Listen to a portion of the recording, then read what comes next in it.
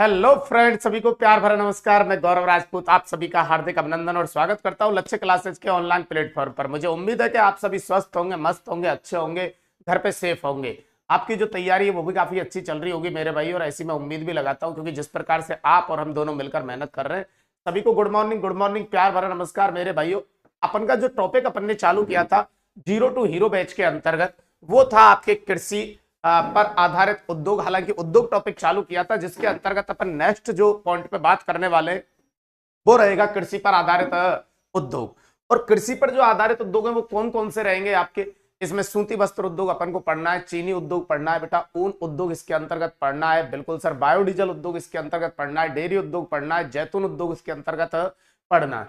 ये जो उद्योग रहेंगे मेरे भाई वो किसके अंतर्गत आएंगे? कृषि पर आधारित उद्योग। तो क्लास को स्टार्ट करते हैं, और जल्दी से क्लास को जिन भाइयों ने शेयर नहीं किया वो जल्दी से कर दीजिए, क्योंकि कल तो मेरा जो आपके पीएसआई भर्ती के अंतर्गत जो क्वेश्चन आए थे उससे संबंधित सॉल्यूशन था, और आज थ्योरेटिकल बैच पे अपन पुनः वापस आ चुके हैं। ठीक है, खाटू श्याम बाबा का आशीर्वाद लेते हुए क्लास को अपन स्टार्ट करेंगे। ओके, और अगली बात, ये आपका टॉपिक उद्योग रहेगा राजस्थान के अंतर्गत। और यहाँ पे सबसे पहले जहां अपन ने देखा था कि कृषि पे आधारित जो उद्योग थे उसके अंतर्गत अपन ने कुछ इंट्रोडक्शन पहली वाली क्लास के अंतर्गत देख लिया था उद्योग से संबंधित, और आज अपना चालू होने वाला है सबसे पहले भाई सब सूती वस्त्र उद्योग। किस पे अपन बात करने वाले हैं बेटा? सूती वस्त्र उद्योग पे अपन बात करने वाले हैं। जी सर, बिल्कुल। तो देखिए बेटा, ये जो आप देख रहे हैं मेरे भाइयों सूती वस्त्र उद्योग, इसमें सबसे पहली बात तो ये कि अपन को कच्चा माल क्या चाहिएगा बेटा? तो ध्यान रखना, कच्चा माल चाहिए होता है कपास। क्या चाहिए होता है बेटा? कच्चा माल कपास। और इसकी प्रथम सूती वस्त्र जो मिल लगी है मेरे भाइयों वो है आपकी दी Krishna cotton mills.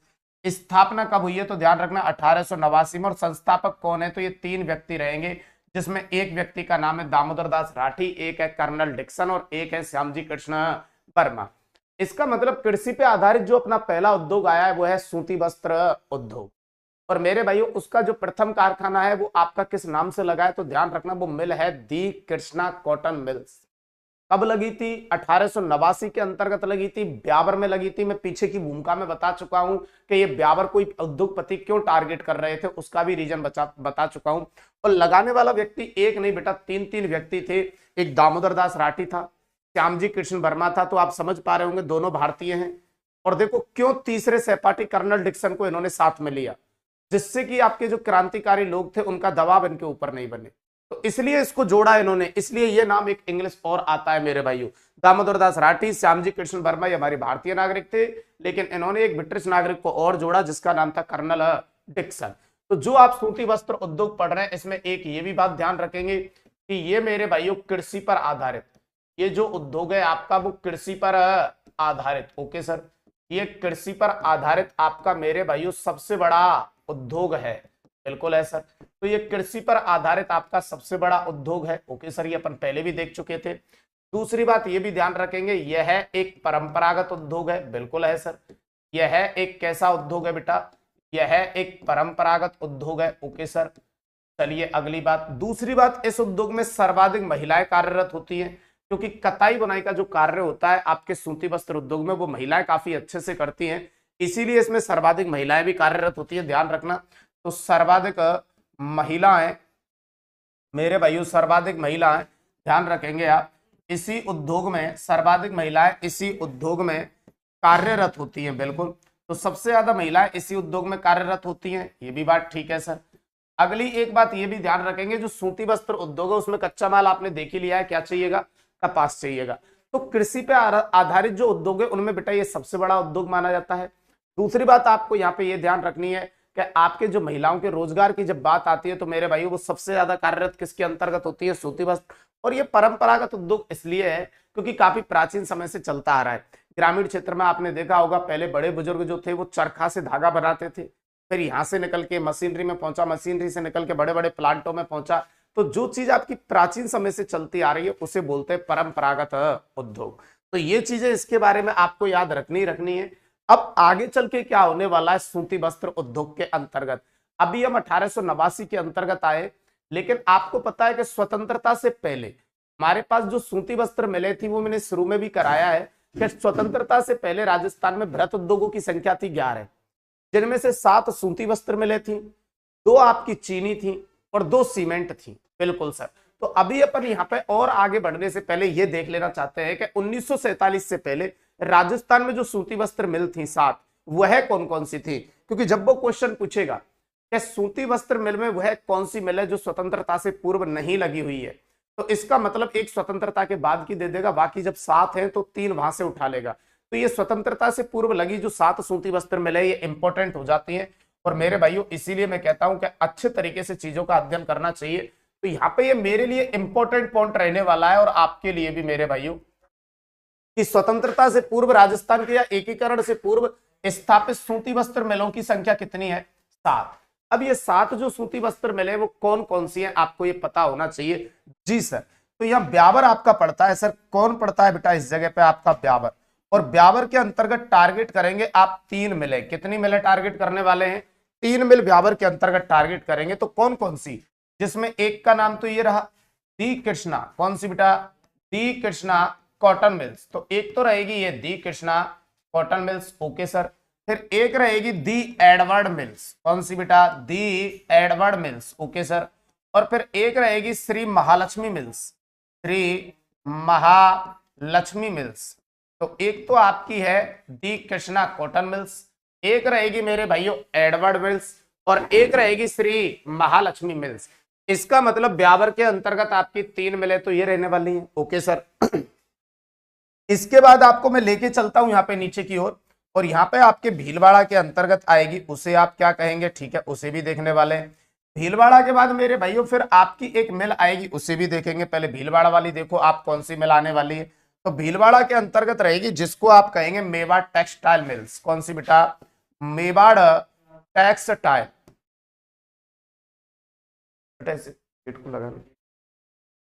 Mewar textile mills, okay sir. Mewar textiles mills ये रहेगी आपकी, ओके सर। फिर इसके बाद जब अपन आगे की ओर जाएंगे तो ये 4 मिल हो गई, और अपन को टोटल चाहिए कितनी बेटा? 7 मिल चाहिए। तो यहाँ पे एक दी कृष्णा रहेगी, एडवर्ड रहेगी, महालक्ष्मी रहेगी, ये याद होनी चाहिए सातों की सातों बेटा। एक रहेगी मेवाड़ टेक्सटाइल मिल्स, फिर एक महाराजा उम्मेद कॉटन मिल्स के नाम से आती है जो आप पाली की तरफ लगाएंगे। बिल्कुल सर, ये आपकी पाली की तरफ रहेगी, उसका क्या नाम रहने वाला है? और यही सूती वस्त्र उद्योग की सबसे बड़ी मिल भी है, जिसे आप कहेंगे Maharaja Ummed cotton mills. Maharaja Ummed cotton mills, okay sir. तो एक महाराजा उम्मेद कॉटन मिल्स नाम से रहेगी पाली के अंतर्गत। फिर मेरे भाइयों आप वापस से इधर की तरफ आएंगे भीलवाड़ा की तरफ, और यहाँ पे एक मिल फिर और आप देखेंगे जिसे कहेंगे Mahadev cotton mills. Mahadev cotton mills, okay sir, Mahadev cotton mills. और एक रहेगी लास्ट मेरे भाइयों आपके कहां पे? श्री गंगानगर के अंतर्गत। और उस मिल का क्या नाम रहने वाला है? तो ये भी आपको ध्यान रखना है। इस मिल का नाम रहने वाला है जिसे आप कहेंगे मेरे भाइयों Shardul textile mills. Shardul textiles mill, okay sir, Shardul textile mills. तो इस प्रकार से मेरे भाइयों स्वतंत्रता से पहले आपकी टोटल यहाँ पे राजस्थान में लगी हुई जो सूती वस्त्र मिले थी उनकी संख्या कितनी हो जाती है? देखिए ये 3 तो ये रही, ओके सर। चौथी ये रही, बिल्कुल सर 5, और 5 भी ये रही, ओके सर 6, और ये छठी रही 6, और ये आपकी 7 रही। तो ऐसे करके बेटा आपके राजस्थान में स्वतंत्रता से पूर्व लगी 7 सूती वस्त्र मिले हैं। अब आपको ये याद होनी चाहिए कि ये सब स्वतंत्रता से पहले की मिल है आपकी 7 सूती वस्त्र मिल। कब कब लगी वो ईयर भी अगर आप देखना चाहो तो इजी है। दी कृष्णा कॉटन जो मिल्स है वो आपको पता है 1889 में लगी है, ये आपके 1906 में लगी है, ये आपके 1925 में लगी है। मेवाड़ टेक्सटाइल वाली जो मिल्स है ये 1938 में लगी है, ओके सर। फिर मेरे भाइयों आपकी महाराजा वाली जो है ये 1939 में लगी है। महादेव जो कॉटन मिल्स है ये 1944 के अंतर्गत लगी है, और ये वाली जो है ये 1946 के अंतर्गत लगी है। अब देखो कितना जबरदस्त क्वेश्चन यहाँ से जब भी बनेगा तो बहुत शानदार क्वेश्चन बनने वाला है कि स्वतंत्रता से पूर्व लगी सूती वस्त्र मिल नहीं है। तो बेटा इसलिए मैं कहता हूं इस प्रकार से अगर आप पढ़ोगे तो चीजें अच्छे तरीके से याद रहेंगी। अभी कहानी में बहुत कुछ ट्विस्ट बाकी है मेरे भाइयों। अब अपन ने क्या किया है, स्वतंत्र अपन हुए नहीं है उससे पहले अपने राजस्थान के अंतर्गत 7 सूती वस्त्र मिल लग चुकी है। The Krishna cotton mills, Edward mills, Mahalakshmi mills, Mewar textile mills मेरे भाइयों, और Maharaja Ummed cotton mills, Mahadev textile mills और शार्दुल टेक्सटाइल मिल्स, ये आपकी 7 मिल लग चुकी है मेरे भाइयों। अब आगे चल के क्या होगा वो पता चलेगा, आइए चलते हैं। मेरे भाइयों ये आपकी वो 7 सूती वस्त्र मिले नहीं जो मैंने वहां मैपिंग के थ्रू बताई है। दी कृष्णा है, एडवर्ड है, महालक्ष्मी है। आप वन लाइनर नाम याद करेंगे इस प्रकार से, जी सर। फिर मेवाड़ नाम से है, फिर महाराजा उम्मेद के नाम से है मेरे भाइयों, फिर महादेव कॉटन मिल्स के नाम से, और शार्दुल टेक्सटाइल मिल्स के नाम से। महाराजा उम्मेद कॉटन जो मिल्स है ये पाली के अंतर्गत है, ध्यान रखना। स्थापना 1939 में, लेकिन शुरुआत, उत्पादन शुरू होना प्रारंभ हुआ था मेरे भाइयों कब, 1942 में। और यही वाली वो मिल है, ये भी ध्यान रखेंगे, जिसे आप कह सकते हैं कि यह सूती वस्त्र उद्योग की, यह सूती वस्त्र उद्योग की मेरे भाइयों राजस्थान में मेरे भाइयों सबसे बड़ी, यह है सूती वस्त्र उद्योग की राजस्थान में सबसे बड़ी मिल है। तो कल को यह पूछा जाए कि सूती वस्त्र उद्योग की राजस्थान में सबसे बड़ी मिल कौन सी है, तो वो ध्यान रखना उसका नाम रहेगा महाराजा उम्मेद मिल्स। कौन सी रहेगी बेटा, महाराजा उम्मेद मिल्स। मेरे हिसाब से आपकी बात यहां तक समझ में आ चुकी होंगी। कमेंट कैसे रोकूं, मेरे हिसाब से आपकी यहां तक बातें इजी गोइंग आपके समझ में आ चुकी होंगी। Very good. चलिए अब क्या होगा बेटा, 1947 तक आप आ चुके, 1947 से पहले की बात देख चुके, 40 तक लास्ट मेले लग चुकी हैं। अब एक बड़ा थोड़ा सा एक विस्फोट होता है भारत के अंतर्गत। क्या होता है कि भारत और पाकिस्तान इस जगह पे आके एक दूसरे से क्या हो जाते हैं, अलग हो जाते हैं। और मेरे भाइयों अब यहां प्रॉब्लम क्रिएट हो जाएगी सूती वस्त्र उद्योग को। वो सर क्यों होगी, जैसे ही 1947 के अंतर्गत रेड क्लिफ रेखा का निर्धारण किया गया था और उसकी वजह से ये आपके भारत और पाकिस्तान को अलग कर दिया गया था, क्योंकि तब तक तो पाकिस्तान था ही नहीं, तो ये पूरा की पूरा भूभाग हमारे पास में था। तो सर उससे क्या प्रॉब्लम हो रही है, पाकिस्तान अलग हो गया। प्रॉब्लम हुई थी बेटा, क्योंकि पाकिस्तान वाला जो मैदानी भाग है, जब पाकिस्तान के अंतर्गत पंजाब वाला जो प्रांत है मेरे भाइयों, उसके अंतर्गत भारत में कपास काफी होता था। और जब कपास, जैसे ये विभाजन हुआ था 1947 में, तो वो वाली जगह किसको दे दी गई थी, पाकिस्तान के पक्ष में चली गई थी, और बाकी की जगह भारत के पक्ष में आ गई। तो जैसे ही वो एरिया पाकिस्तान के पक्ष में गया, तो सीधा सीधा सा दिमाग में एक बात आती है कि कपास उत्पादक जमीन अब आपके पास नहीं रही, और कपास उत्पादक जमीन को लेके चला जाता है पाकिस्तान। अब जो मशीनरी थी वो हमारे भारत में रह गई थी, मशीनरी तो हमारे हिस्से में आई थी बट में, और कपास उत्पादक जमीन सीमा के निर्धारण की वजह से कहां पे चली गई थी, पाकिस्तान के अंतर्गत। अब मेरे को एक बात बताइए, जब मशीनरी धागा तो तभी बना के निकालेगी ना जब कपास होगा, कच्चा माल होगा। अब कच्चा माल है नहीं आप पे, वो कहां पे पहुंच चुका है, पाकिस्तान के अंतर्गत हो चुका है, या फिर पाकिस्तान में जहां कच्चा माल कपास के रूप में उत्पादित होता था वो जमीन पाकिस्तान को चली गई है। तो कल को आपसे ये कहा जाए कि सूती वस्त्र उद्योग को सबसे तगड़ा नुकसान कब हुआ था, तो आप कहेंगे 1947 के समय भारत और पाकिस्तान के विभाजन के समय हुआ था। यह भी आपको ध्यान रखना है, जो कि आगे चल के आपको मैं बताने वाला हूं। आइए मेरे भाइयों इस जगह पे ले लेते हैं अपन यहाँ पे एक पॉइंट। मेरे भाइयों मैं आपसे ये कह रहा हूं कि जो आप सूती वस्त्र उद्योग पढ़ रहे हो, जी सर, इस सूती वस्त्र उद्योग को कल को आपसे पूछा जाए, सूती वस्त्र उद्योग को मेरे भाइयों सर्वाधिक नुकसान कब हुआ, तो सूती वस्त्र उद्योग को सर्वाधिक नुकसान हुआ था कब, तो आप कहेंगे मेरे भाइयों इस उद्योग को जो सबसे ज्यादा नुकसान हुआ था वो आप ध्यान रखेंगे भारत और पाकिस्तान के विभाजन के समय। भारत और पाकिस्तान के मेरे भाइयों विभाजन के समय, तो भारत और पाकिस्तान के विभाजन के समय हुआ था सूती वस्त्र उद्योग को सबसे तगड़ा नुकसान, और यह हुआ था 1947 में। सर कैसे, मतलब यहां से आपको ये दोनों चीजें बेटा समझ में आनी चाहिए कि आपका कैसे। तो एक तो उसमें ये कि कपास उत्पादन जमीन, कपास उत्पादन जो जमीन थी, कपास उत्पादन जमीन मेरे भाइयों किसको चली गई थी, तो ध्यान रखना कपास उत्पादक जमीन पाकिस्तान को चली गई। ओके सर, पाकिस्तान को चली गई। जबकि मेरे भाइयों मशीनरी कहां पे रही थी, मशीनरी भारत में रही। बिल्कुल सर, मशीनरी भारत में रही, भारत में रही। अब इसका मतलब यार मैं मशीन का करूंगा क्या मेरे भाइयों, जब आपका कच्चा माल ही नहीं है तो वो चलेगी किससे। तो इसलिए बेटा सबसे तगड़ा नुकसान होता है आपके सूती वस्त्र उद्योग को 1947 में भारत पाकिस्तान के विभाजन के समय। ये चीज आपको जरूर याद रखनी है मेरे भाइयों, ये इंपॉर्टेंट है, कहीं कथन कारण में यहां से क्वेश्चन बन जाए कि सूती वस्त्र उद्योग को सर्वाधिक नुकसान 1947 के भारत और पाकिस्तान के विभाजन के समय हुआ, ये तो कथन हो जाए।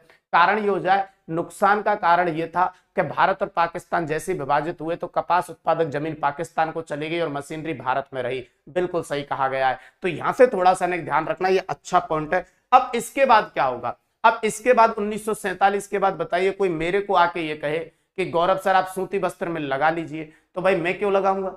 मैं तो इतना मूर्ख नहीं हूं भाई, मैं तो नहीं लगाने वाला। क्यों नहीं लगाने वाला? उसके पीछे रीजन है कि भाई साहब जब मुझे ये पता है कि सूती वस्त्र मिल लगाऊंगा तो कच्चा माल तो है ही नहीं, तो भाई साहब मैं तो नहीं लगाने वाला। गवर्नमेंट भी पीछे पैर खिसका चुकी है, निजी व्यक्ति भी पीछे पैर खिसका चुके हैं, क्योंकि 1947 के बाद तो गवर्नमेंट भी आ जाएगी आपके सामने। गवर्नमेंट भी प्लानिंग कर रही है कि यार क्या किया जाए, यार कहीं नुकसान नहीं हो जाए मेरे भाई। बिल्कुल, अब एक ही रास्ता इनके पास बचेगा। अभी चलते हैं, देखना किस प्रकार से आगे की बात करेंगे। अभी थोड़ा सा पानी पी लेते हैं। गुड मॉर्निंग सभी को। क्लास को शुरू में ही अटेंड किया करो, नहीं फ्लो टूटता है, और फ्लो टूटता है तो आपके समझ में कम आएगा, और समझ में कम आएगा तो ट्यूनिंग टूटेगी, और ट्यूनिंग टूटेगी तो फिर इस चैप्टर का पढ़ने का कोई मतलब नहीं रहेगा। इसलिए मेरे भाइयों शुरू से ही जुड़ा करो क्लास से। तो यहां तक बात समझ में आ गई। अब मेरे भाइयों यहाँ पे क्या है, गवर्नमेंट जो बन चुकी है मेरे भाइयों वो आगे कदम नहीं बढ़ा रही है उद्योगों के लिए। गवर्नमेंट की पहली पंचवर्षीय योजना में यह आया था कि हम सबसे पहले कृषि पे जोड़ देंगे, जब आप इकोनॉमिक्स पढ़ते हो, और दूसरी पंचवर्षीय योजना में यह आया था कि अब चलो हम उद्योग धंधों पे जोड़ देंगे। तो पहली पंचवर्षीय योजना में तो गवर्नमेंट का उद्योगों की तरफ ध्यान ही नहीं था। इसका मतलब गवर्नमेंट कुछ कदम ही नहीं बढ़ा पा रही है। गवर्नमेंट कह रही है लॉस में चले जाएंगे, और निजी व्यक्ति जो है वो इसलिए आगे नहीं आ पा रहे हैं क्योंकि उन्हें पता है कपास उत्पादक जमीन किसके पास जा चुकी है, पाकिस्तान के पास जा चुकी है। तो सर होगा क्या अब आगे चल के? कुछ नहीं होगा मेरे भाइयों। गवर्नमेंट और मैं दोनों मिलकर लगाएंगे अब उद्योग धंधा, और जब दोनों मिलकर लगाएंगे, गवर्नमेंट और निजी क्षेत्र जब दोनों मिलकर लगाएंगे तो ये सहकारी कहलाएगा। बिल्कुल, तो ये सूती वस्त्र उद्योग आगे चल के आपको पता चलेगा कि इस टाइप का उद्योग है जो निजी क्षेत्र में भी कार्यरत है, सहकारी क्षेत्र में भी कार्यरत है, और सार्वजनिक क्षेत्र में भी कार्यरत है। अब ध्यान से सुनना मेरे भाइयों। आइए, तो सूती वस्त्र उद्योग मेरे भाइयों तीनों क्षेत्रों में कार्यरत है, जिसमें आपके सामने यहाँ पे लिखा गया है निजी क्षेत्र। और निजी क्षेत्र में सर ये कब कार्यरत हुआ, तो ध्यान रखना 1889 के अंतर्गत आया। फिर मेरे भाइयों ये सहकारी क्षेत्र में कब आया है, तो ध्यान रखना सहकारी क्षेत्र में ये 1965 में आया। और सार्वजनिक क्षेत्र में ये जो उद्योग है मेरे भाइयों ये कब आया है, तो ध्यान रखना ये 1974 में आया। बिल्कुल, तो मेरे भाइयों कल को ये कहा जाए कि सूती वस्त्र उद्योग तीनों क्षेत्रों में कार्यरत है। निजी क्षेत्र में ये कब आया था? 1889 में आया था। आपको मालूम है? बिल्कुल मालूम है सर। और जब आपसे ये कहा जाए सहकारी क्षेत्र में कब आया, तो ध्यान रखना 1965 के अंतर्गत आया। और सार्वजनिक क्षेत्र में कब आया, तो 1974 में। अब निजी क्षेत्र में संचालित आपकी प्रथम मिल मेरे भाइयों, निजी क्षेत्र में संचालित कल को पूछे प्रथम सूती वस्त्र मिल कौन सी थी, तो यहां निजी क्षेत्र में संचालित प्रथम सूती वस्त्र मिल। इसी प्रकार सहकारी क्षेत्र में संचालित आपसे पूछा जाए प्रथम सूती वस्त्र मिल, प्रथम सूती वस्त्र मिल। ओके सर, बिल्कुल ध्यान से सुनना भाई साहब, गजब की बात आने वाली है। सार्वजनिक क्षेत्र में संचालित आपसे पूछा जाए प्रथम सूती वस्त्र मिल कौन सी है। ओके सर, प्रथम सूती वस्त्र मिल कौन सी है। तो यहां पे फिर आप क्या आंसर देने वाले हैं, तो यहां पे सबसे पहली बात तो आप ये ध्यान रखेंगे मेरे भाइयों कि जो निजी क्षेत्र में 1889 में लगी थी उसका नाम तो था दी कृष्णा कॉटन मिल्स। बिल्कुल सर, दी कृष्णा कॉटन मिल्स। और ये लगी थी मेरे भाइयों ब्यावर के अंतर्गत। कहां पे लगी थी? ब्यावर के अंतर्गत। और ये लगी थी 1889 में। तो इसका मतलब कल को ये कंडीशन देके पूछा जाए कि सूती वस्त्र उद्योग की प्रथम, डायरेक्ट आंसर मत कर देना। जब वो ये क्वेश्चन करेगा कि सूती वस्त्र उद्योग की प्रथम, और इतने में तो आप ऑप्शन पे चले जाओ कि दी कृष्णा कॉटन मिल्स। अरे ये देख लेना प्रथम निजी पूछी है या सहकारी पूछी है या सार्वजनिक पूछी है, क्योंकि तीनों क्षेत्रों में कार्यरत है। और तीनों क्षेत्रों में कार्यरत है तो बताइए प्रथम प्रथम तीनों में होंगी या नहीं होंगी? बिल्कुल होंगी सर, सही कह रहे हैं आप। बिल्कुल, तो मैं यही समझाना चाह रहा हूं आपके लिए भाई साहब कि दी कृष्णा कॉटन मिल्स लगी ब्यावर 1889 के अंतर्गत लगी। अब सहकारी क्षेत्र में संचालित आपकी जो प्रथम सूती वस्त्र मिल थी उसका नाम क्या था, तो ध्यान रखना उसका नाम था राजस्थान, राजस्थान सहकारी, राजस्थान सहकारी कताई मिल्स। ओके सर, राजस्थान सहकारी कताई मिल्स। और ये कहां लगी थी, तो ये लगी थी आपके गुलाबपुरा, और गुलाबपुरा पड़ता है भीलवाड़ा के अंतर्गत। ओके सर, और कब लगी तो वो आपको पता है 1965 के अंतर्गत लगी। ठीक है सर, तो इसका मतलब सूती वस्त्र उद्योग में संचालित प्रथम सूती वस्त्र मिल जो कि सहकारी क्षेत्र में संचालित है, तो राजस्थान सहकारी कताई मिल्स गुलाबपुरा भीलवाड़ा 1965। अब सार्वजनिक क्षेत्र में मेरे भाइयों कौन सी लगी, तो आप ध्यान रखेंगे एडवर्ड, एडवर्ड सूती वस्त्र मिल, एडवर्ड सूती वस्त्र मिल। अब मेरे भाइयों आपका दिमाग खराब होगा इस जगह पे, बिल्कुल सही कह रहे हैं सर। और ये लगी थी ब्यावर, और कब लगी थी? 1906 के अंतर्गत लगी। यहां बच्चों का दिमाग खराब होने वाला है, नहीं है क्या? बिल्कुल सर। क्या प्रथम सूती वस्त्र मिल कौन सी है? तो एडवर्ड सूती वस्त्र मिल, ब्यावर में 1906। सर ये क्या कर रहे हो आप? ये तो सार्वजनिक क्षेत्र में 1974 में आया है ना सूती वस्त्र उद्योग, और आपने सर यहाँ 1906 लिखा है। मैं वापस एक तरफ पीछे की तरफ जाके आता हूं और फिर मेरे भाइयों देखो यहां पे समझाता हूं। आपके लिए स्वतंत्रता से पहले ये 7 सूती वस्त्र मिले थी, बिल्कुल थी, जिसमें से एक का नाम था एडवर्ड। आप तो इसे समझो एडवर्ड, ठीक है। और धीरे धीरे ये लगते लगते स्वतंत्रता से पहले 1947 से पहले यहां तक 7 हो चुकी थी।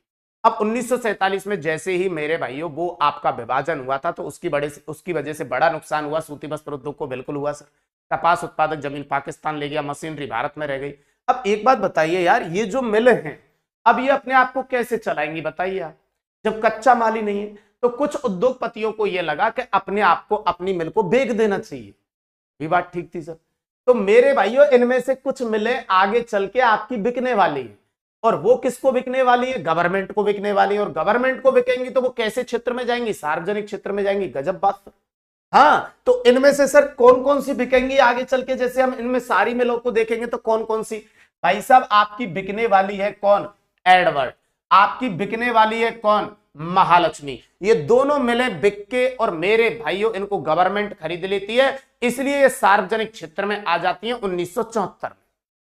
1974 में सूती वस्त्र उद्योग सार्वजनिक क्षेत्र में आता है, जब आपकी गवर्नमेंट के द्वारा राष्ट्रीय सूती वस्त्र मिशन चलाया जाता है तब।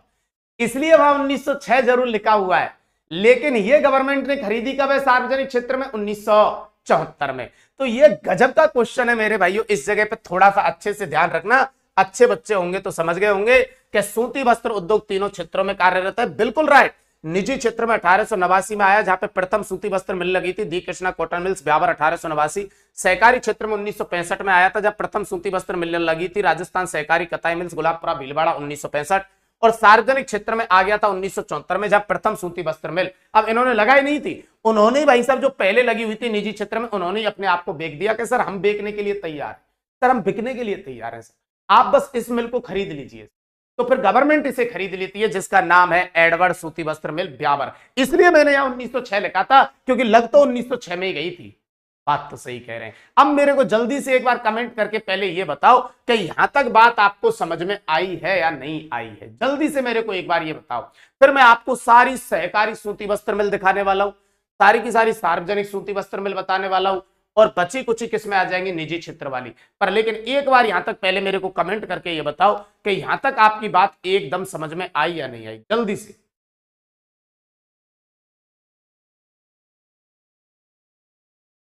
ओके, चलिए मेरे भाई बहुत बढ़िया, यस सर ओके डन।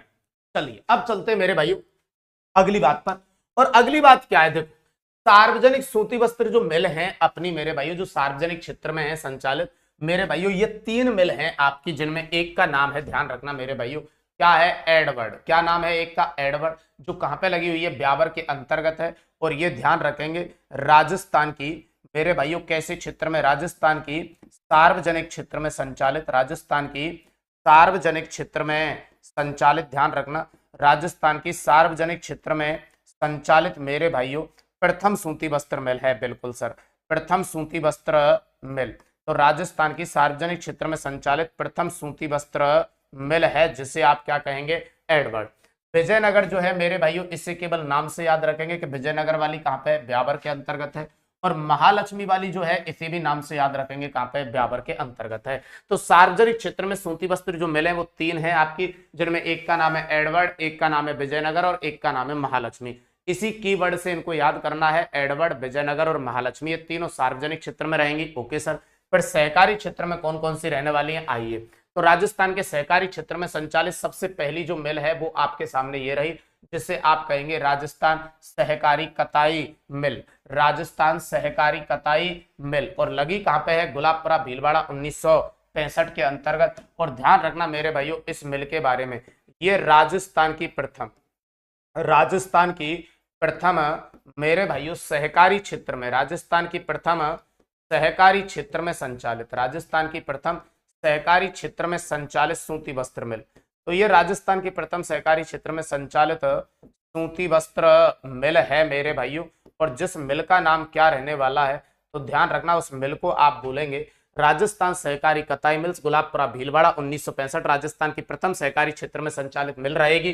फिर मैं दूसरी मिल की तरफ आता हूं, तो आपकी जो दूसरी मिल है उसका नाम है गंगापुर सहकारी कताई मिल्स। कौन सी है बेटा? गंगापुर सहकारी कताई मिल्स, और ये रहेगी भीलवाड़ा के अंतर्गत। कहां पर रहेगी? भीलवाड़ा के अंतर्गत। फिर एक मिल और लेके आता हूं, ध्यान रखना ये गजब का पॉइंट है, इसी को जरूर याद रखना। इस मिल का नाम है श्री गंगानगर सहकारी कताई मिल्स। और भाई साहब इसी को जरूर ध्यान रखेंगे, श्री गंगानगर के नाम से जरूर है, लेकिन है कहां पे? हनुमानगढ़ के अंतर्गत है। तो श्री गंगानगर सहकारी जो कताई मिल्स है वो कहां पे है? हनुमानगढ़ के अंतर्गत है। तो अभी मैंने 3 बताई हैं आपको, जिनमें एक का नाम है राजस्थान सहकारी कताई मिल्स गुलाबपुरा भीलवाड़ा के अंतर्गत है, एक है गंगापुर सहकारी कताई मिल्स जो भीलवाड़ा के अंतर्गत है, एक है श्री गंगानगर सहकारी कताई मिल्स जो ध्यान रखना हनुमानगढ़ के अंतर्गत है। और तीनों में से जो मेरे भाइयों पहली सहकारी क्षेत्र में संचालित है वो है राजस्थान सहकारी कताई मिल्स। Okay sir. अब मेरे भाइयों एक चौथी और कौन सी मिल है इसकी जो वर्तमान में और लगी है मेरे भाइयों, उसे भी ध्यान रखेंगे।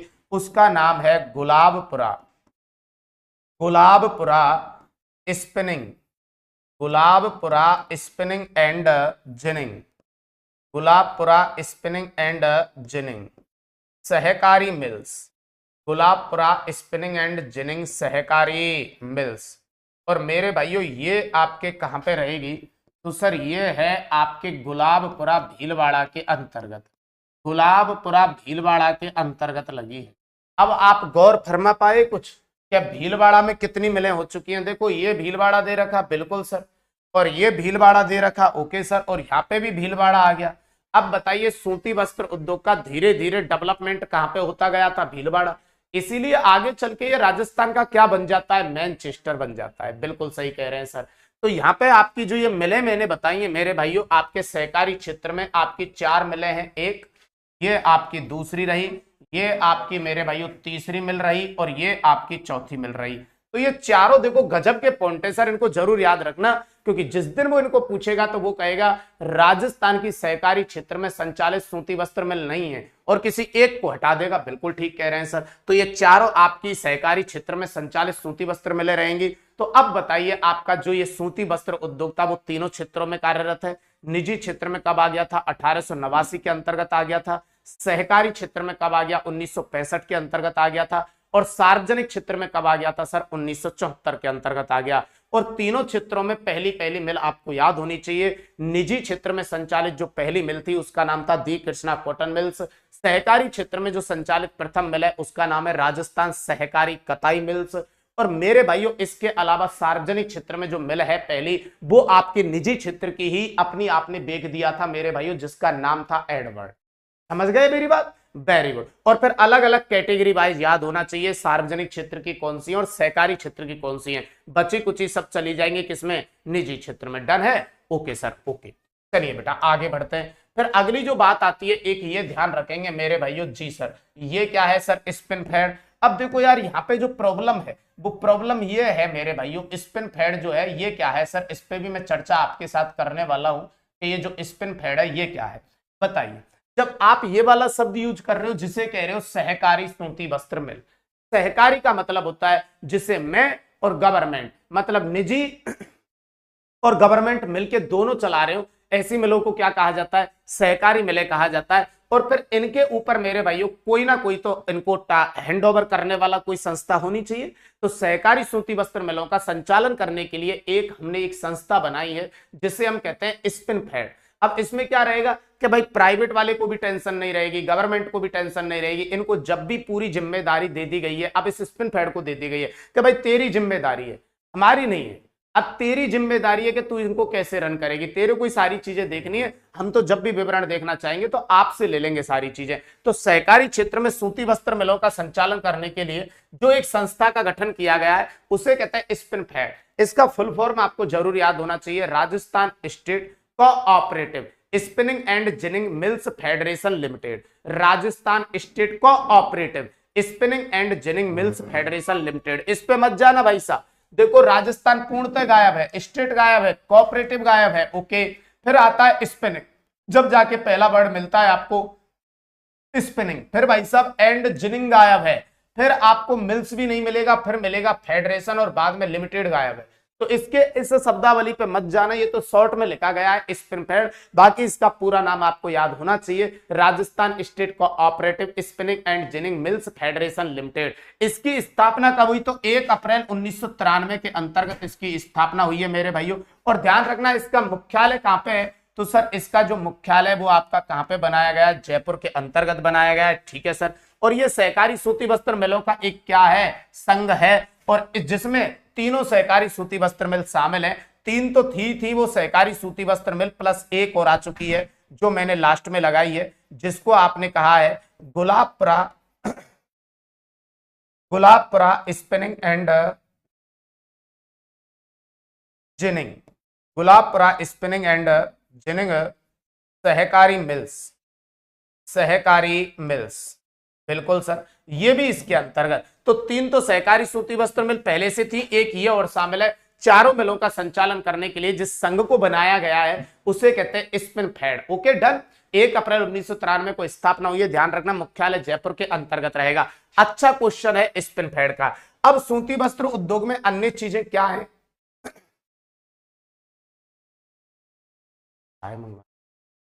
स्पिन फेड में अन्य चीजें क्या रहेंगी, महत्वपूर्ण बिंदुओं के बारे में क्या बातें रहेंगी, वो भी आपको बताने वाला हूं। पहले थोड़ा सा नॉर्मली बता देता हूं। सूती वस्त्र जो उद्योग है उसमें ये सारी मिल जो आपने देखी बेटा, उनमें सबसे बड़ी मिल है आपकी उम्मेद कॉटन मिल्स, जो पाली के अंतर्गत है। सूती वस्त्र का सबसे ज्यादा उत्पादन वर्तमान में कौन करता है? हमारे राजस्थान के अंतर्गत, तो वो ध्यान रखना भीलवाड़ा।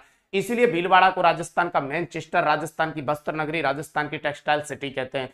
2009 के अंतर्गत तो भीलवाड़ा को केंद्र सरकार ने, यह भी ध्यान रखेंगे, वस्त्र निर्यातक नगर का दर्जा दिया गया था। किसका बेटा? वस्त्र निर्यातक नगर। अच्छी लाइन है ये कि भीलवाड़ा को केंद्र सरकार ने 2009 में वस्त्र निर्यातक नगर का दर्जा दिया या नहीं दिया? दिया था।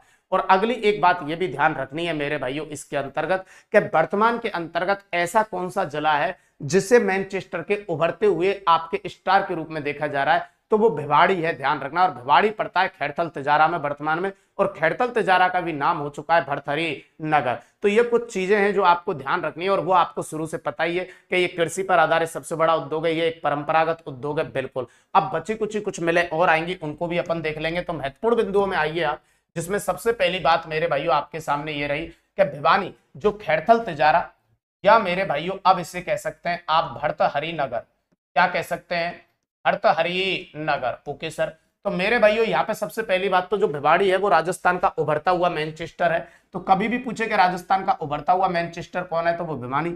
Okay sir. फिर मेरे भाइयों 2009 में केंद्र सरकार ने भाई साहब आपके भीलवाड़ा को वस्त्र निर्यातक नगर, इसका दर्जा दिया है वस्त्र निर्यातक नगर, या इंग्लिश में अगर बोलना चाहें तो town of export excellent city, town of export excellent city का दर्जा दिया गया है। अगली एक बात ध्यान रखेंगे, महाराजा जो उम्मेद मिल्स है पाली के अंतर्गत, इसे भी याद रखना मेरे भाइयों, महाराजा उम्मेद जो मिल्स है पाली के अंतर्गत, जो राजस्थान की सबसे बड़ी सूती वस्त्र मिल है, जो कब लगी थी मेरे भाइयों? लग तो 39 में गई थी, लेकिन उत्पादन कब से शुरू हुआ था? 42 के अंतर्गत शुरू हुआ था।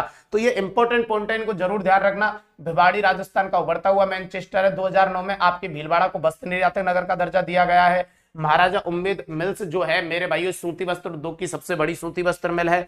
अगली बात, सूती वस्त्र उद्योग कृषि पर आधारित मेरे भाइयों सबसे बड़ा उद्योग है। यह एक कैसा उद्योग है? परंपरागत उद्योग है। महिलाएं इसी उद्योग में सर्वाधिक कार्यरत होती हैं। और भीलवाड़ा को राजस्थान का क्या कहते हैं? मैनचेस्टर कहा जाता है, या वस्त्र नगरी कहते हैं, या टेक्सटाइल सिटी कहा जाता है। तो मेरे भाइयों यहाँ अब बची कुछ आपकी कुछ मिले और है, इनको भी आप याद रख लेंगे कि निजी क्षेत्र में संचालित या स्थापित सूती वस्त्र मिल कौन कौन सी हैं। तो उसमें एक आती है आदित्य नाम से, और ये आदित्य नाम से आ याद रखेंगे, अजमेर में है।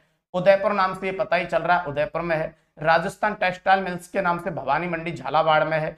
और श्री गोपाल इंडस्ट्रीज के नाम से कोटा के अंतर्गत है। और सुदर्शन टेक्सटाइल के नाम से कोटा के अंतर्गत है।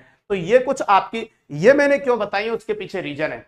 कल को वो ये कहे कि निम्न में से सहकारी सूती वस्त्र मिल नहीं है, तो ये कंफर्म मानना कि 3 वहां से लिखेगा, 1 यहां से लिख लेगा। कल को वो ये कहे कि निम्न में से सार्वजनिक सूती वस्त्र मिल नहीं है, तो कल को 3 वहां से लिखेगा, 1 यहां से लिख लेगा। इसलिए आपको थोड़ा सा ये भी याद होना चाहिए, क्या पता मिलान के लिए दे दे, फिर यहां से भी कुछ 2-1 मिले उठ के आ जाए। तो ध्यान रखना, आदित्य वाली तो कहां पे है? अजमेर में है। उदयपुर वाली नाम से पता चल जाएगा। राजस्थान टेक्सटाइल वाली भवानी मंडी झालावाड़, ये थोड़ी इंपॉर्टेंट है, इसे जरूर याद रखना।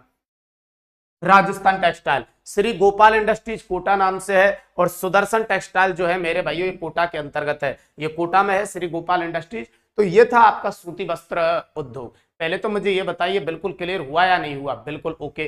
अब चलते हैं मेरे भाइयों आगे चल के, और आगे चल के देखते हैं अगला उद्योग जिसका नाम है क्या? चीनी उद्योग। इसमें जो कच्चा माल चाहिए होता है वो चाहिए होता है गन्ना और चुकंदर, और ये कृषि पर आधारित दूसरा सबसे बड़ा उद्योग माना जाता है। और इसमें भी ध्यान रखेंगे यह एक परंपरागत उद्योग है। बिल्कुल सर। तो ये भी कैसा है बेटा? यह एक परंपरागत उद्योग है। तो आपका जो चीनी उद्योग है इसको कच्चा माल चाहिएगा गन्ना और चुकंदर, और ये कृषि पर आधारित ध्यान रखना दूसरा सबसे बड़ा उद्योग माना जाता है। और ये भी एक कैसा उद्योग है बेटा? परंपरागत उद्योग है। Okay sir.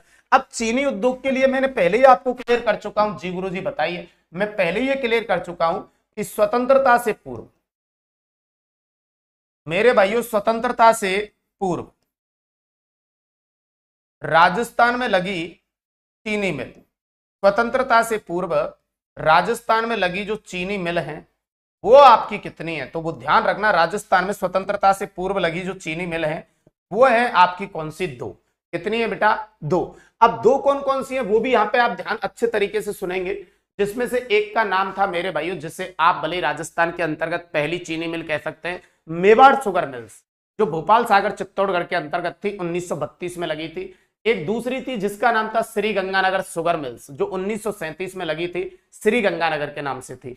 यहां कंफ्यूज मत हो जाना, श्री गंगानगर के नाम से सूती वस्त्र मिल भी है जो हनुमानगढ़ में है, और श्री गंगानगर के नाम से शुगर मिल्स भी है या चीनी मिल है जो बेटा श्री गंगानगर के अंतर्गत ही है। तो यहाँ पे थोड़ा सा बस कंफ्यूज मत हो जाना, इस जगह पे अच्छे से बने रहना। चलिए मेरे भाइयों, अब देखिए यहाँ पे आपके राजस्थान के अंतर्गत जो चीनी मिल है वो कितनी है? तो यहाँ पे मैं लेके आ रहा हूं राजस्थान में संचालित, आपके राजस्थान में संचालित चीनी मिल, और राजस्थान के अंतर्गत जो संचालित आपकी चीनी मिल है उनकी संख्या है मेरे भाइयों, अच्छे से सुनना, उनकी संख्या है 4। 4 में से मेरे भाइयों ये भी आपको बात पता होना चाहिए कि स्वतंत्रता से पूर्व, तो स्वतंत्रता से पूर्व अपने पास 2 हैं, और फिर ये भी आपको पता होना चाहिए कि स्वतंत्रता के बाद, तो स्वतंत्रता के बाद भी अपन पे 2 है। तो मेरे भाइयों वर्तमान में कितनी हुई? तो आपके राजस्थान में वर्तमान में जो चीनी मिल हुई उनकी संख्या हो गई टोटल 4। अब आपके राजस्थान में संचालित जो चीनी मिल है वो 4 है, जिनमें से स्वतंत्रता से पहले की 2 है और स्वतंत्रता के बाद की 2 है। अब हर एक बच्चा जो यहाँ पे देख रहा है उसका इतना दिमाग तो यार काम कर ही रहा होगा कि जब सर ने लिखा है स्वतंत्रता से पहले की 2 हैं, तो आपको समझ में आ जाना चाहिए कि वो ना तो सार्वजनिक क्षेत्र में रहेंगे और ना सहकारी क्षेत्र में रहेंगे, क्योंकि सार्वजनिक और सहकारी थे ही नहीं स्वतंत्रता से पहले। इसका मतलब वो रहेंगी आपके निजी क्षेत्र में। Right sir. तो आपकी स्वतंत्रता से पहले जो रहेंगी वो निजी क्षेत्र में रहेंगी, उसके बाद ये चीजें आएंगी सार्वजनिक और सहकारी वाली। Okay sir. तो ये जो 4 मिले वो कौन कौन सी है यहाँ पे अपन देखेंगे। सबसे पहले उनमें भाई साहब फर्स्ट जो मिल है उसका नाम है मेरे भाइयों ये रही आपकी, जिसे आप कहेंगे Mewar sugar mills, Mewar sugar mills. Okay sir. और ये आपको कहां पे मिलने वाली है? तो ध्यान रखना ये मिलने वाली है आपको भोपाल सागर। कहां पे? भोपाल सागर चित्तौड़गढ़। तो मेवाड़ शुगर मिल्स आपकी रहेगी भोपाल सागर चित्तौड़गढ़। और ये कब लगी थी? तो ये 1932 में लगी थी। Okay sir done. फिर दूसरी आपकी कौन सी रहने वाली है? तो दूसरी ये रही बेटा जिसे आप कहेंगे Shri Ganganagar, Shri Ganganagar sugar mills. Okay sir, Shri Ganganagar sugar mills. और ये ध्यान रखना ये कहां पे है? तो ये है आपके श्री गंगानगर में। सूती वस्त्र मिल जो है श्री गंगानगर नाम से, उसे जरूर ध्यान रखना, वो हनुमानगढ़ में। और ये कब लगी सर? तो ये लगी 1937 में। अब ध्यान रखेंगे मेरे भाइयों, मेरे कहने से एक बार प्लीज आप अच्छे से सुनेंगे। सुनिए भाई साहब, मैं बताता हूं आपको थोड़ी सी रोचक बातें।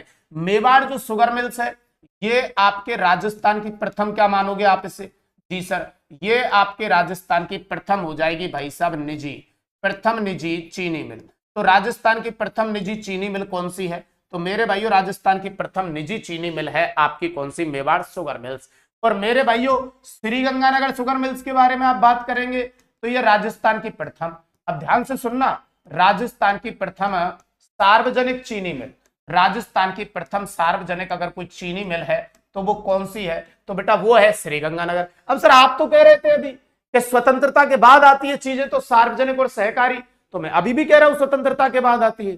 तो सर ये तो 1937 है, ये तो स्वतंत्रता से पहले की बात है। तो इसी बात को तो समझाने के लिए चल रहा हूं। अब ध्यान से सुनना मेरी हर एक बात को। श्रीगंगानगर जो शुगर मिल्स है, इसका पहले तो ये देखो प्राचीन नाम क्या था। ये इस नाम से संचालित नहीं थी, इसका प्राचीन नाम था Bikaner, Bikaner industrial, Bikaner industrial sugar mills, Bikaner industrial sugar mills इस नाम से संचालित थी पहले। Okay sir. और मेरे भाइयों जब इस नाम से संचालित थी तो कैसे क्षेत्र में चलती थी, निजी क्षेत्र में। Done sir. कैसे क्षेत्र में संचालित थी, निजी क्षेत्र में। ओके। फिर मेरे भाइयों इस प्राचीन नाम बीकानेर इंडस्ट्रियल शुगर जो मिल्स है श्रीगंगानगर का, निजी क्षेत्र में, इसे 1956 में सरकार द्वारा अधिग्रहण, सरकार द्वारा अधिग्रहण कर लिया जाता है। अब बताइए 1956 में इसे सरकार द्वारा क्या कर लिया, अधिग्रहण कर लिया। अब जैसे ये सरकार ने खरीदी है तो बताइए फिर ये कैसे क्षेत्र में आ जाएगी, सार्वजनिक क्षेत्र में। बिल्कुल आ गई सर। अब मेरे को एक बात बताइए, इससे पहले और कोई मिल लगी नहीं, तो ये जैसे ही आपकी 1956 में सरकार द्वारा अधिग्रहण की गई और सार्वजनिक क्षेत्र में आई तो फिर मैं इसी को तो बोलूंगा राजस्थान की प्रथम सार्वजनिक चीनी मिल। बिल्कुल। लेकिन शुरू में सार्वजनिक नहीं थी, तो शुरू में थी आपकी निजी क्षेत्र में संचालित। तो गजब का एक पॉइंट हो सकता है कि स्वतंत्रता से पूर्व राजस्थान में चीनी जो मिल हैं उनकी संख्या कितनी है जो कि निजी क्षेत्र में संचालित थी। तो भैया 1947 से पहले तो ये भी निजी क्षेत्र में ही संचालित थी श्रीगंगानगर वाली, और ये तो आज भी निजी क्षेत्र में संचालित, और वो भी निजी क्षेत्र में संचालित थी। देख लीजिए, वो तो सरकार ने अपने हैंडओवर कब लिए, जब उसने अपने आप को बेच दिया है 1956 में, जब सरकार ने ले ली तो कैसे क्षेत्र में आ चुकी है, सार्वजनिक क्षेत्र में आ चुकी है। समझ गए मेरी बात। इस प्रकार के क्वेश्चन होते हैं वर्तमान परीक्षा पैटर्न के अंतर्गत, तो थोड़ा सा ध्यान से पढ़ना मेरे भाइयों इस टॉपिक को, मजा देगा ये टॉपिक, क्योंकि ये टॉपिक जब अन्य बच्चों को कठिन लगते हैं वही आपके मेरे भाइयों सबसे अच्छे होने चाहिए, तभी तो आप इस कंपटीशन की जंग में भाई सब सबसे अलग पहचाने जाओगे। बात तो सही कह रहे हैं सर। गजब के क्वेश्चन कराऊंगा, एक बार पूरा कंटेंट आपको कंप्लीट करा देता हूं, फिर आप टेंशन ना लीजिए, एमसीक्यूज भी मैं ही कराऊंगा। बेफिक्र रहिए, अपन ज्योग्राफी को बहुत अच्छे से कवर करने वाले हैं। इस सारी टेंशन को मेरे ऊपर छोड़ दीजिए, बस आप कंटेंट पे पहले अच्छे तरीके से फोकस कर लीजिए एक बार। ओके सर, तो यहां तक बात समझ में आ गई? बिल्कुल आ गई सर। अब चलिए हम तीसरी मिल का कार्य करते हैं। अब इसका मतलब स्वतंत्रता से पहले की सारी बातें हो चुकी हैं, अब चलता हूं स्वतंत्रता के बाद की बात करने के लिए। तो तीसरी मिल इन दोनों के बीच में लगाई गई, यहां इन दोनों के बीच में लगाई गई। उसका नाम था बेटा, ध्यान रखना, उसे केशोराय पाटन, उसका नाम था Keshorai Patan sugar mills. Okay sir. और केशोराय पाटन जो शुगर मिल्स है बेटा, ये ध्यान रखना, ये आपकी कहां पे है, तो सर ये बूंदी के अंतर्गत है। कहां पे है? बूंदी के अंतर्गत है। और बूंदी में ये कब लगी, तो ये 1965 में लगी। कब लगी? 1965। अब सर ये कैसी कंडीशन की है, तो ये भी आपको ध्यान रखेंगे, ये भी आपके राजस्थान की प्रथम है, लेकिन ये किस कंडीशन की है, तो ध्यान रखना ये राजस्थान की प्रथम है। और मेरे भाइयों किस प्रकार की चीनी मिल है, ये राजस्थान की प्रथम सहकारी चीनी मिल मानी जाती है। अब बताओ, राजस्थान की प्रथम आपसे निजी क्षेत्र में पूछेगा तो मेवाड़, राजस्थान की प्रथम सार्वजनिक क्षेत्र में चीनी मिल पूछेगा तो श्रीगंगानगर, और दोनों के बीच में जो लगेगा उसे आप कहेंगे सहकारी। तो केशोराय पाटन शुगर जो मिल्स है बूंदी में 1965 में, वो राजस्थान की प्रथम सहकारी। अब अपने पास बची एक मिल और वो ये रही जिसे आप कहेंगे मेरे भाइयों Udaipur sugar mills, Udaipur sugar mills. Okay sir, ये आपकी उदयपुर शुगर मिल्स रहेगी। नाम से ही पता चल रहा है कहां पे रहेगी, उदयपुर में रहेगी। कब लगी है मेरे भाइयों? 1976 में लगी है। और कैसे क्षेत्र में संचालित है, तो ध्यान रखना ये भी निजी क्षेत्र में संचालित है। तो ऐसे करके राजस्थान में टोटल जो आपकी चीनी मिल है मेरे भाइयों वो कितनी हो जाती है? 4 हो जाती है, जिनमें स्वतंत्रता से पहले 2 रहेंगी, जिनमें एक का नाम रहेगा मेवाड़ शुगर मिल्स, एक का नाम रहेगा श्रीगंगानगर शुगर मिल्स। स्वतंत्रता के बाद 2 रहेंगी, एक का नाम इनके बीच में आई थी केशोराय पाटन, और एक दक्षिण की तरफ जाएंगे तो उदयपुर शुगर मिल्स। प्रथम निजी कौन सी है, तो प्रथम निजी ये रही, प्रथम सार्वजनिक ये रही, और प्रथम सहकारी ये रही। लेकिन ध्यान रहे श्रीगंगानगर जो शुगर मिल्स है उसका प्राचीन नाम था बीकानेर इंडस्ट्रियल शुगर मिल्स। फिर सरकार ने ये कब खरीदी? 1956 में, तब इसे श्रीगंगानगर नाम दिया गया था। और मेरे भाइयों राजस्थान की प्रथम हो जाती है सार्वजनिक चीनी मिल। गजब। अच्छा, स्क्रीनशॉट आपको लेना है क्या बेटा? ये ले लीजिए। चलिए मेरे भाइयों, ओके, यहां तक बेटा डन हो गया मामला। बिल्कुल सर डन है। अब इस चीज को आगे बढ़ाते हैं मेरे भाई, और आगे बढ़ाने के बाद यहाँ पे हमारे पास सबसे पहली एक मिल आती है जिसका नाम है मेवाड़ शुगर मिल्स। अब यहाँ इनको पूरा डिटेल में आपको देता हूँ। आइए, मेवाड़ शुगर मिल्स की जो स्थिति है मेरे भाइयों, ये कहाँ पे है, तो ध्यान रखना ये है आपके भोपाल सागर। यह है आपके भोपाल सागर, और भोपाल सागर कहाँ पड़ता है, तो ये भी आपको ध्यान रखना है चित्तौड़गढ़। Okay sir. मेरे भाइयों मेवाड़ शुगर मिल्स की स्थापना कब हुई है, तो ये भी आपको ध्यान रखना 1932 के अंतर्गत। कब हुई है, 1932। विशेष क्या है, तो विशेष में आपको ये ध्यान रखना है भाई साहब कि राजस्थान की प्रथम मेरे भाइयों राजस्थान की प्रथम निजी क्षेत्र में, राजस्थान की प्रथम निजी क्षेत्र में, ओके सर, राजस्थान की प्रथम निजी क्षेत्र में मेरे भाइयों संचालित, राजस्थान की प्रथम निजी क्षेत्र में संचालित मेरे भाइयों सूती वस्त्र मिल है। तो ये राजस्थान की प्रथम निजी क्षेत्र में संचालित सूती वस्त्र मिल है, जिसको आप कहेंगे मेवाड़ शुगर मिल्स, भोपाल सागर चित्तौड़गढ़, 1932 में, और ये निजी क्षेत्र में संचालित रहेगी। Okay sir. फिर मेरे भाइयों अगली जो मिल थी आपके पास वो ये रही सर, जिसको आप कहेंगे क्या, Shri Ganganagar sugar mills. Okay sir. इसके बारे में भी आपको ध्यान रखनी है कुछ बातें। जी सर बताइए। तो बातें ये ध्यान रखनी है मेरे भाइयों कि श्री गंगानगर शुगर मिल्स की जो स्थापना है वो कब हुई थी, तो ये ध्यान रखना बेटा 1937 के अंतर्गत। कब हुई थी, 1937 के अंतर्गत हुई थी। ठीक है सर। स्थिति कहाँ पे है इसकी, तो श्री गंगानगर नाम से श्री गंगानगर में ही रहेगी, इसमें कोई चेंज नहीं करना है आपको। तो स्थिति रहेगी श्री गंगानगर में। सर विशेष क्या रहने वाला है इसमें, तो विशेष ये रहने वाला है कि ये आपके राजस्थान की, मेरे भाइयों ध्यान रखना, राजस्थान की प्रथम मेरे भाइयों सार्वजनिक क्षेत्र में संचालित, राजस्थान की प्रथम सार्वजनिक क्षेत्र में संचालित। ओके। तो ये राजस्थान की प्रथम मेरे भाइयों सार्वजनिक क्षेत्र में संचालित आपकी क्या है, सूती वस्त्र चीनी मिल है। राजस्थान की सार्वजनिक क्षेत्र में संचालित चीनी मिल है। Okay sir. तो ये राजस्थान की सार्वजनिक क्षेत्र में संचालित प्रथम चीनी मिल रहेगी श्री गंगानगर शुगर मिल्स। कुछ एक इंपॉर्टेंट बात ये भी ध्यान रखेंगे बेटा, इसमें गन्ना व चुकंदर, इसमें ध्यान रखेंगे गन्ना व चुकंदर दोनों से चीनी बनाई जाती है। गन्ना व चुकंदर दोनों से चीनी बनाई जाती है। तो ये एक ऐसी मिल है जिसमें गन्ना और चुकंदर दोनों से क्या बनाई जाती है, चीनी बनाई जाती है। अब यहाँ पे भी ध्यान रखेंगे बेटा, इस मिल के अंतर्गत ये ध्यान रखना है कि चुकंदर से चीनी बनाने का संयंत्र, ओके सर, चीनी बनाने का संयंत्र इसमें कब लेकर आए थे, तो 1968 में लाया गया। 1968 में लाया गया। तो मेरे भाइयों इसमें चुकंदर से चीनी बनाने का जो संयंत्र है इस मिल में वो कब लाया गया था, 1968 में लाया गया था। हालांकि वर्तमान में ये श्री गंगानगर जो शुगर मिल्स है ये वर्तमान के अंतर्गत मेरे भाइयों पूर्णतः बंद है। ओके। फिर मेरे भाइयों आगे की तरफ बढ़ता हूं, तो अगली बात यहाँ पे ये भी ध्यान रखेंगे कि जो आप ये देख रहे हैं श्री गंगानगर शुगर मिल्स, बिल्कुल सर, इसमें ये भी ध्यान रखना कि इसके अधीन कुछ उपक्रम कारखाने हैं। सर वो कौन कौन से हैं जो इसके अधीन उपक्रम कारखाने, वो आपके कौन कौन से हैं जो इसके अधीन और भी चलते हैं, तो वो भी आपको कुछ ध्यान रखना है जी। जिनमें जैसे कि एक ये है मेरे भाइयों आपका श्री गंगानगर शुगर मिल्स के अधीन कारखाने, जिसमें एक है जिसे कहते हैं दी हाईटेक प्रेसीजन ग्लास फैक्ट्री। बिल्कुल, दी हाईटेक प्रेसीजन ग्लास फैक्ट्री। इसका मतलब मेरे भाइयों यहाँ पे आपके जो दारू की बोतलें होती हैं, दारू के जो पब्बे होते हैं कांच वाले, वो यहाँ पे बनते हैं दी हाईटेक प्रेसीजन ग्लास फैक्ट्री। और ये कहाँ पे संचालित है, धौलपुर के अंतर्गत संचालित है। तो इसको भी संभालने वाली आपकी जो मिल है वो ध्यान रखना वो कौन सी है, श्री गंगानगर शुगर मिल्स है। इसके अलावा मेरे भाइयों इस मिल के द्वारा देसी शराब का भी निर्माण किया जाता है। देसी शराब का निर्माण भी ये मिल करती है। और देसी शराब का निर्माण जो इसका चलता है वो पूरे के पूरे कोटा व उदयपुर संभाग में अगर देसी शराब कहीं बिकती है तो मेरे भाइयों वो किसके हैंडओवर है, वो भी आपकी श्री गंगानगर शुगर मिल्स के हैंडओवर है। Okay sir. इसके अलावा इसने मेरे भाइयों रॉयल हेरिटेज लीकर भी खोल रखा है मेरे भाइयों विदेशी पर्यटकों के लिए। और ये रॉयल हेरिटेज जो लीकर है ये जयपुर के अंतर्गत है। बिल्कुल सर। और आपके कोरोना टाइम के अंतर्गत सैनिटाइजर बनाया या सैनिटाइजर बनाने वाली मिल कौन से वाले टाइम पे, अगर आपको ये शब्द तो याद होगा, सैनिटाइजर, कोरोना वाले टाइम पे।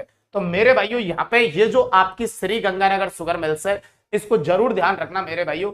ये केवल चीनी ही नहीं बनाती है, इसके अधीन राजस्थान के अन्य अन्य जिलों में कुछ कारखाने और भी संचालित हैं। ये गहराई में अगर गया तो भाई साहब यहां से ये गजब की बात हो सकती है, ध्यान रखना। जिसमें एक क्या है मेरे भाइयों, एक है आपका the hitech precision glass factory, okay sir, एक है देसी शराब का निर्माण, एक है रॉयल हेरिटेज लीकर, और एक है सैनिटाइजर बनाने वाली मिल। चलिए चाय पी लीजिए सभी लोग।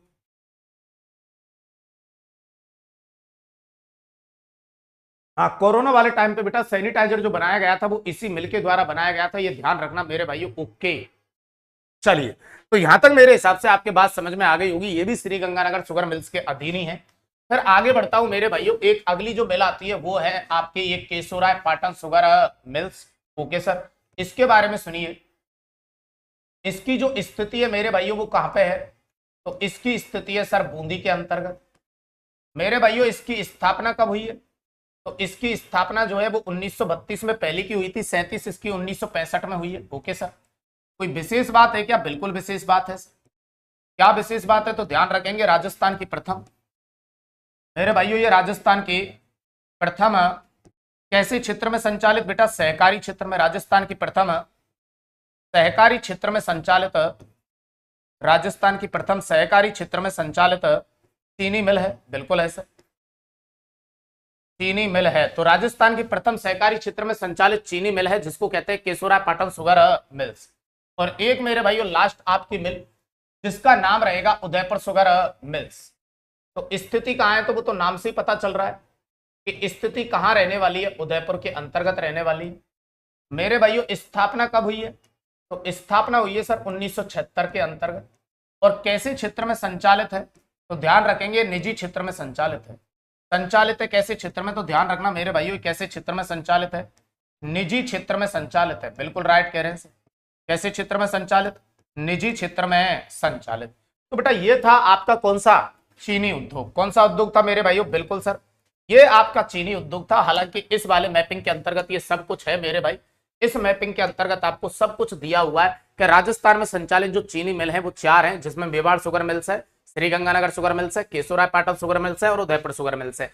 लेकिन मैंने इसके अलावा भी आपको अलग से और व्याख्यात्मक रूप में बता दिया इस जगह पे। इनकी अलग अलग भी लिख लेते हैं अपन, कोई दिक्कत नहीं है, मेहनत करने में कोई घबराना नहीं चाहिए मेरे भाई। तो ये मेवाड़ शुगर मिल्स हो गई, सबको मैंने क्लियरिटी के साथ भी लिख दिया, ओके सर।